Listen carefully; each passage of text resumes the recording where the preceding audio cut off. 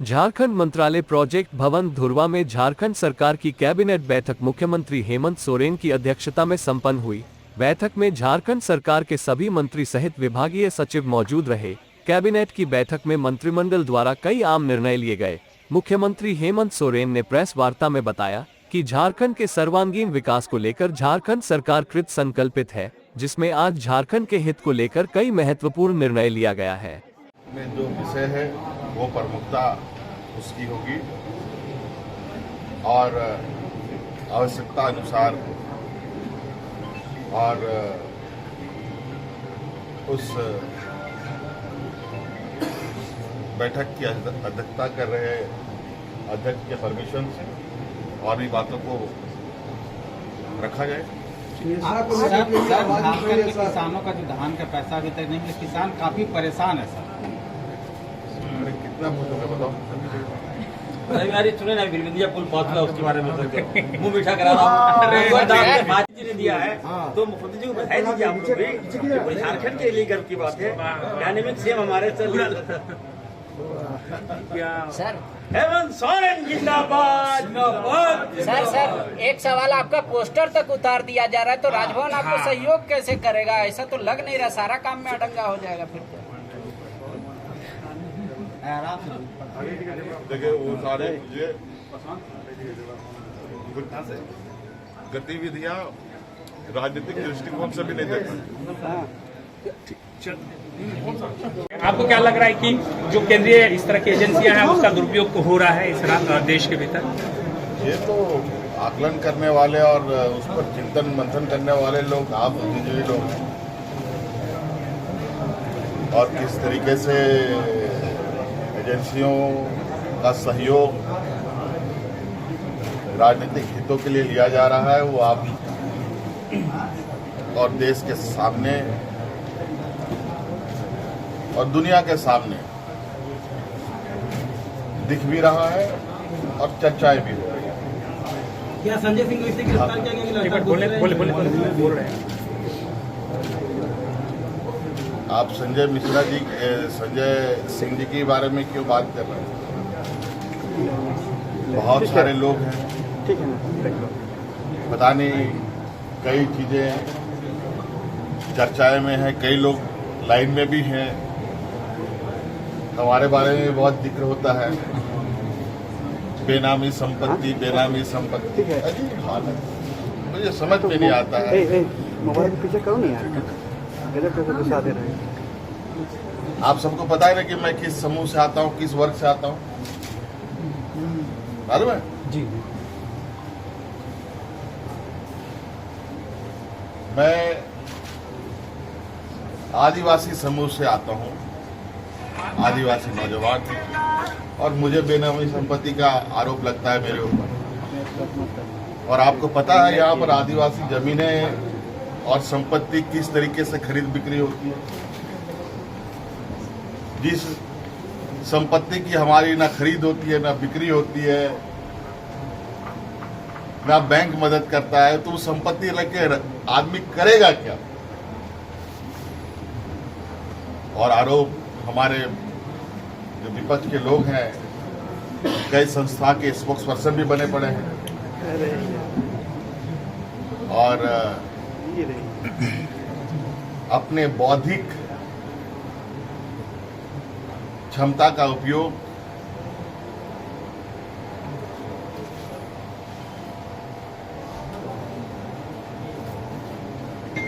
कमजोर वर्गों को कैसे आगे बढ़ने से रोका जाए, ये लगातार जारी है।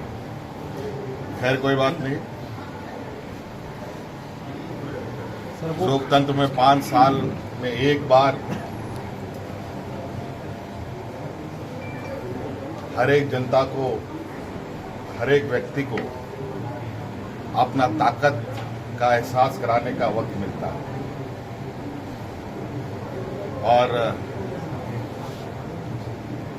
ये वक्त बहुत जल्द आने वाला है। समय किसी के लिए ठहरता नहीं। अच्छा दादा, कल तेजस्वी यादव ने पटना में कहा जो रीजनल पार्टियां हैं जैसे बिहार में आरजेडी हो गई, अभिषेक बनर्जी भी ईडी के रडार पे हैं, आप झारखंड में हैं, तो रीजनल पार्टियों को उन्होंने कहा कि बिल्कुल खत्म करने की जो है एक पॉलिसी केंद्र सरकार चला रही है। आपको लगता है कि रीजनल पार्टियों को दबाया जा रहा है जो रूल कर रहे हैं स्टेट में? देखिए, अब किसी के बढ़ाने से हम यहाँ बढ़ के तो नहीं आए हैं, तो किसी के दबाने से, किसी के षड्यंत्र से हम खत्म होंगे, ऐसा लगता है क्या? इसीलिए हर लोग और विशेषकर आदिवासी, दलित, पिछड़े, अल्पसंख्यक लोगों को बाबा भीमराव अम्बेडकर साहब ने भी इस बात को अंकित किया है कि इन वर्गों को अपने पैरों पर खड़ा होना चाहिए, उनको आगे आने का मार्ग प्रशस्त होना चाहिए। और आप वो समय बिल्कुल सामने है जहां ये समाज तेजी से आगे आएगा। सर, जातिगत जनगणना कराएंगे राज्य में? हम लोगों को, आप सब लोगों को मालूम है, हम लोगों ने 2021 से ही ये पहल रखी है और हम लोगों ने राज्यपाल महोदय को विधानसभा से पारित करके किनको कितना आरक्षण मिलना चाहिए ये भी भेज रखा है। तो ये बात सरकार का बिल्कुल अस्वस्थ है। जो लोग जिस समूह में जितने हैं उतना अधिकार उनको मिलेगा। मैं बर्बाद कर दूंगा भाजपा को, हमारे राम को रावण कह देगा। मैं हनुमान भक्त का, मैं हनुमान हूँ हमारे राम का, हमारे मुख्यमंत्री जी का मैं हनुमान हूँ, रावण कैसे कह दीजिएगा? ये लोग खुद रावण लोग हैं। लैक ऑफ लैप्सेस है। हॉस्पिटल बिल्कुल एकदम लगता है कि एक कमाई का अड्डा बन गया है। वहाँ पर आउटसोर्सिंग के नाम पर लूटा जा रहा है। केवल लगता है कि टेंडर और इसमें हमारा हॉस्पिटल व्यस्त है, मरीज का काम नहीं हो रहा है। तो मैंने उनको कहा कि ठीक कीजिए, तो व्यक्तिगत दुश्मनी नहीं है। जब मैं बोलता हूं तो मुझे टारगेट किया जाता है कि व्यक्तिगत दिफानसारी बोलते हैं। मुझे कोई गिला शिकवा नहीं है। आप अच्छा काम कीजिए, राज्य में स्वास्थ्य व्यवस्था ठीक कीजिए, यही मेरा उनसे मांग होगा। और वो बोल रहे हैं कि वैसा चश्मा पहनते इरफान जी जो काम स्वास्थ्य विभाग का उनको दिखता नहीं है, जब पूरा देश मैं उनमें देखिए, मैं आज उन पर कोई क्रिटिसाइज नहीं करूंगा। स्वास्थ्य मंत्री हैं, अच्छा हेल्थ रहे, स्वास्थ्य ठीक ठाक करें।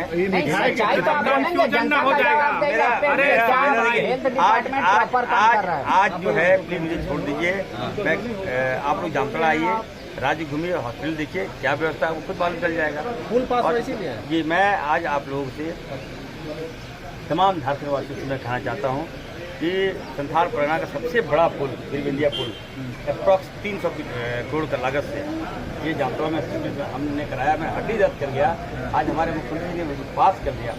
आपको याद होगा कि पिछले साल रघुवर दास की सरकार में मैं मांगते रह गया, बीजेपी से मैं मांगते रह गया, रघुवर दास से मांगते रह गया।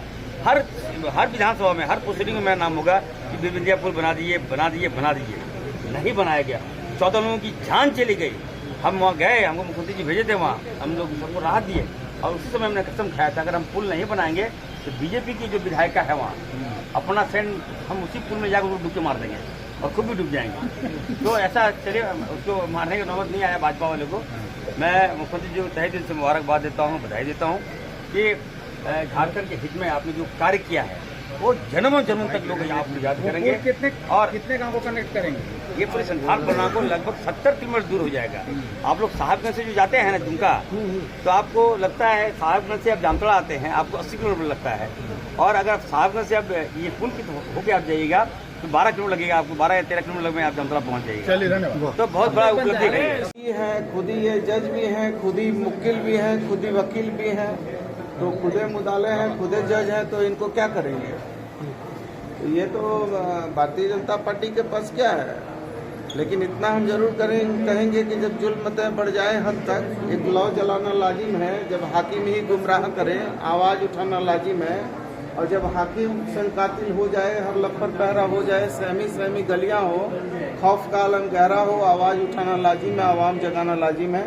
तो हम आवाज़ भी उठाएंगे, आवाम को भी जगाएंगे, और 2024 में इनकी विदाई समारोह भी होगी। लेकिन आपके नेता को तो रावण करके संबोधन हुआ। अरे भाई, रावण इसलिए कह रहे हैं कि जो मर्यादा पुरुषोत्तम राम का नहीं हुआ वो हमारा होगा।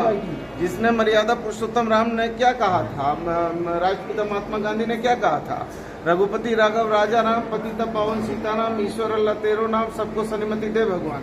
तो वो जब प्रार्थना सभा में गए तो उनके सीने पर गोली मार दिया। तो उन्होंने 3 ही बात कहे थे, हे राम करके प्राण को त्यागा। और जब भक्त हनुमान से पूछा कि राम कहाँ है, तो उन्होंने अपने सीने को चीर कर दिखाया, मर्यादा पुरुषोत्तम राम यहाँ है। तो एक भक्त ने सीना चीर कर दिखाया और एक ने अपनी अंतिम सांस मर्यादा पुरुषोत्तम राम के नाम पर ली। और हम लोग राष्ट्रपिता महात्मा गांधी के वंशज हैं, उनके गौरवशाली परंपराओं में जीते और मरने वाले लोग हैं। तो ये तो दुनिया जानती है कि राम और रावण कौन है। कह रहे हैं तो वो उनके पास कोई ये नहीं है। हम तो राष्ट्रपिता महात्मा गांधी के वंशज हैं और हम उनके आदर्श और सिद्धांत को मानने वाले लोग हैं। तो ये तो जनता तय करेगी कि कौन रावण है और कौन राम है, और कौन हम जो है राम के हम मानने वाले हैं, राष्ट्रपिता महात्मा गांधी के मानने वाले लोग हैं। तो इसलिए हमारा राम जो है वो एक आदर्श विचार और सिद्धांत है, और इनका आदर्श राम है जो सत्ता पर कब्जा करना चाहते हैं। तो हम तो बराबर ये आप लोगों से कहा भी है कि राम नहीं मिलते ईंट और गारों में, राम मिले हैं निर्धन की आंसू की धारों में, राम मिले हैं वचन निभाती आयु को, राम मिले हैं घायल पड़े जटायु को। तो हम लोग तो उस आदर्श विचार को मानने वाले लोग हैं। और राहुल गांधी तो राष्ट्रपिता महात्मा गांधी के जो हैं अनुयायी हैं, उनके ही गौरवशाली इतिहास और उनके जो है विचार के वो जो है अनन्य भक्त हैं। आज तो उनको रावण बता दिया ना। अरे अब आप हमको रावण बताइए चाहे राम बताइए, उससे क्या फर्क पड़ने को है।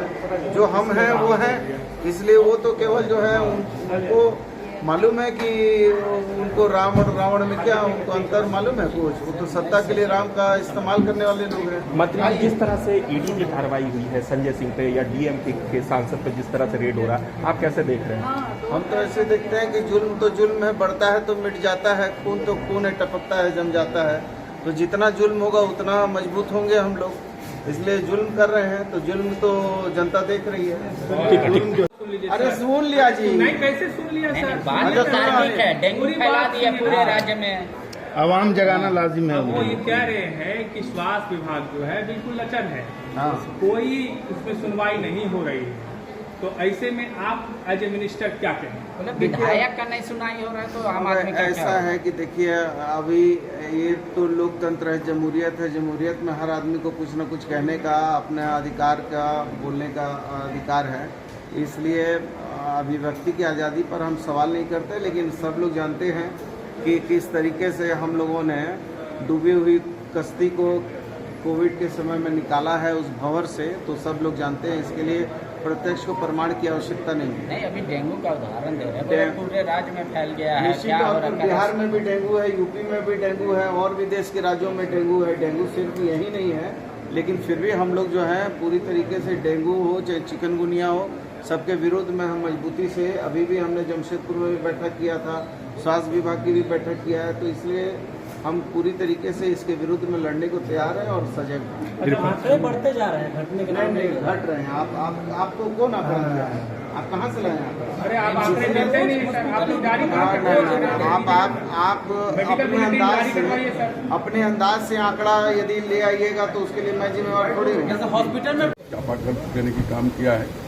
कुछ रोड के लिए लोग आवेदन किया था कि ग्रामीण क्षेत्र में नहीं बढ़िया रोड होना चाहिए, पुजोरी रोड, उसका भी प्रस्ताव लिया गया है। मिला जुला कर कहा जाए कि झारखंड के प्रकृति में जो बेहतर हुआ वही क्या आप इससे इत्तेफाक रखते हैं? बात इसलिए नहीं रखते हैं कि हमारे माननीय प्रधानमंत्री महाराष्ट्र में जाकर बोले थे, एक भी जो जिस तरह का कदम किसी लोग का नाम लेकर बोले ये गलत काम किया है, इसको हम छोड़ेंगे। जब उनके पार्टी में चले आते हैं तो नाम भूल जाता है। तो इसमें आप समझ क्या करना चाह रही है? सर कल कुछ लोगों से आपकी मुलाकात हुई थी पंचायत सचिवालय से, तो आपने उन्हें क्या कुछ आश्वासन दिया? वो लोग अपनी बात को आपके पास देखिए बात कर रखे थे, उन लोग का जो बहाली किया था नहीं कहेंगे ना, उसको कोई अनुदान दिया जाता था, नहीं कोई सरकारी तरफ से कोई पैसा दिया जाता था। स्वयं सेवक का नाम पंचायत स्वयं सेवक का नाम था, इसको राशि दिया जाता। तो हम लोग बोले कि बहुत सारी तादाद में है, हम इस पर विचार कर रहे हैं। आप झारखंड के लोग हैं, हमने सामने नीति है और सारे बिंदुओं को देखकर हम लोग कुछ दिनों के बाद थैंक यू। आईडी थोड़ा नीचे रखिए भैया लोग, आईडी नीचे रखिए, होना चाहिए। 45 तक नीचे अंकुर भी आईडी नीचे रखिए ना, मुँह ढक जा रहा है। होने दीजिए, हम लोग जब तैयारी थाना उठाई तो परेशान दिया, अंतिम रूप से हम तैयारी करेंगे, आप लोग को बीच लाएंगे। राज्य में कई सड़कें खराब, लोग परिवहन का टैक्स नहीं देने लायक है, इतना खराब हो मरम्मत भी नहीं है। और श्रद्धालु भी कह रहे कि दुर्गा पूजा में कैसे घूमेंगे, तो आप बोले कि भाई परिवहन का टैक्स ऐसा हर वाली क्वेश्चन में कैसे दे देंगे, है ना? कोई रोड होने से ये रोड खराब है तो उसमें हम तो बोले रांची के भी सड़कें खराब है और भी सड़कें खराब, हाँ ये बन रहा है। उठाना थोड़ा सा जो बराबर सामने देख रहे हैं, मुँह पर आईडी आ रहा है, उठा लिए तो थोड़ा तो उसको कटना ही उसका बाद तो बराबर समाधान मिलेगा। बोलने वाला बहुत है, सामने देख के बोलिए। आप बताइए कि किस रोड खराब है तो हम उसका उपसन कर लेंगे। ऐसा तो बहुत सा रोड बन रहा है। ठीक है, 1 मिनट इधर, क्या क्या आया मंत्री जी? कौन कौन चीजें हम फैसला लगा? ये जो विभाग है जो होता है वही सब आया है, कोई नया कोई सब कुछ है नहीं। सर आपने कहा था कि आज की कैबिनेट की बैठक में जातीय जनगणना पर आप अपनी बातों को रखेंगे, क्या इसको लेकर के कुछ चर्चा? ये जातीय जनगणना के सवाल पर हम लोग सब होमवर्क कर रहे हैं और जब सरकार चाहिए तब करा ली, तो बड़ा चीज़ नहीं। बिहार का सब तो आ गया है जातीय जनगणना का सब कुछ आंकड़ा, अब झारखंड में बिहार में आ गया तो झारखंड भी उससे पीछे नहीं है। तो कब तक कराने का उम्मीद? वो होगा खेला होगा।